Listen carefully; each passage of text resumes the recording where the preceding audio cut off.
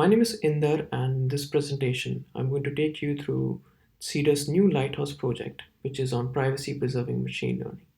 And with this presentation, we'll also kick off this new project. Let's talk about data first. Many companies and many governments are also collecting data. A large amount of data is collected all the time, everywhere in the world.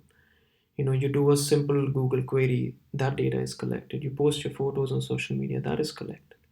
And these have presented with many privacy issues also. Now, some of you might have heard about the infamous Facebook Cambridge Analytica scandal, where Facebook data was used to reveal private information about voters in many different countries, and it made headlines all over the newspapers. So, such data collection has definitely presented some privacy challenges, and so many regulations have also come up to protect privacy, and GDPR is one of them.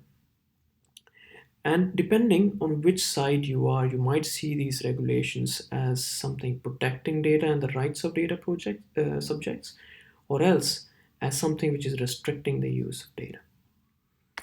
And so privacy problem exists with machine learning also. Machine learning is one of the driving forces behind collection of huge data sets because machine learning data models need large data to train them, and so these data sets need to be collected.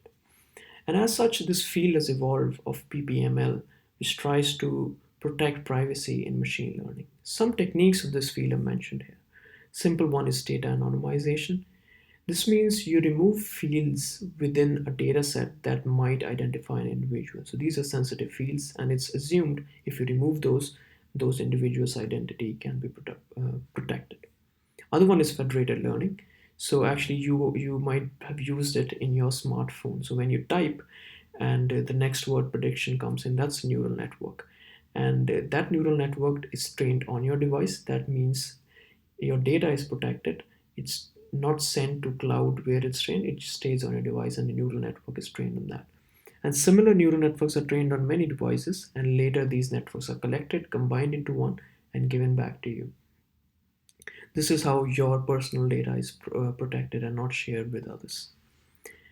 There are many other techniques also, but these are very important from point of view of a researcher.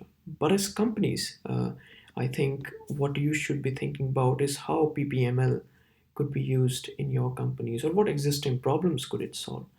And to help you do so, I'll present you some use cases where PPML was used or could have been used, and this will guide you uh, in helping adopt PPML for your company. The very first example is the Netflix dataset de-anonymization. So Netflix, quite a while ago, released a dataset which had movie ratings about 500,000 of its users. And they claimed that the dataset was anonymized. What they wanted people to do is to create recommendation systems, and there was a price involved and so on. But some researchers were actually able to de-anonymize that dataset. What they did, they picked up similar movie ratings from IMDb, which is free and openly available, and they were able to identify Netflix users in their dataset. So this led to a large privacy breach. And Netflix was sued by many people whose data was breached, and I'm pretty sure some Netflix employees were fired. This also led to the cancellation of their second such challenge because there were also privacy concerns. So this is one of the biggest reasons for adopting PPML for your organization. You don't want litigations against your organization for protecting for breaching data privacy, and in some cases you can also save your job. The next example is of Imagenet. It is a large data set with over a billion images, and there are 1,000 categories, but there are some categories, only three of them to be honest, which had people in them. So in order to protect their privacy, the authors decided to blur the faces of these people in the new dataset. But a study also showed that when the models are trained on this new dataset on which the faces are blurred, the accuracy on average of most state-of-the-art neural networks dropped by about 0.68%. So this is minuscule drop, but it highlights an important point. Suppose you have chosen a privacy-preserving machine learning technique to secure the data, and you have secured the data, you also need to make sure that that technique does not adversely impact your machine learning model or a deep neural net which is trained on the data set. Usually there is a trade-off and you need to balance that trade-off. So far we have talked about data breach, data privacy breach from data sets, but that can happen from data models also.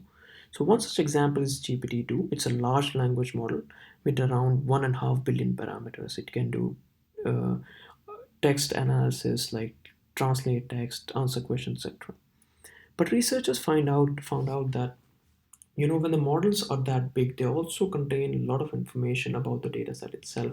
And in some ways, machine learning model is actually an abstraction of the data set. So they fed in a simple query to this model, and what they got out is very sensitive information. They got a name of a person, his physical address, his email address, his phone number, and fax. And such problem exists not only with this model, but also many different models. So you need to protect not just your data set, but also your model. And a final example sort of sums this all up and shows you the whole structure of how a PPML pipeline for your company would look like. This is for medical imaging, and privacy in medical imaging is even more important because medical images are protected by more stringent laws than your other forms of data. And they can also benefit a lot from PPML. For example, one hospital or one institution might have only a few instances of certain medical conditions. So, in order to make a meaningful data set for a machine learning model, you need to collect that uh, information from many different hospitals and institutions, and hence, different privacy preserving mechanisms have to be combined into one to give a meaningful data set. And this pipeline shows you what usually happens in medical imaging. So you have medical data, you protect the data using different techniques like differential privacy, anonymization, etc. You get a trained model, and then you have techniques to protect that model. Federated learning, which we talked about, secure multi-party computation, etc. So a pipeline for PPML for your company would also look something similar to this, but instead of medical data, it'd be your company's data. And it also shows, where all attacks can happen. So this was what we all wanted to say about PPML. But before concluding, I'll tell you a bit about this version of Lighthouse Project. We are trying a new way to do these Lighthouse projects where the focus is that we want to solve your company's problems. So what we do in this is we first tell you about the techniques like we did in this presentation about PPML, and then we meet you in groups or have calls with you individually to discuss where PPML or other problems can be used in your company.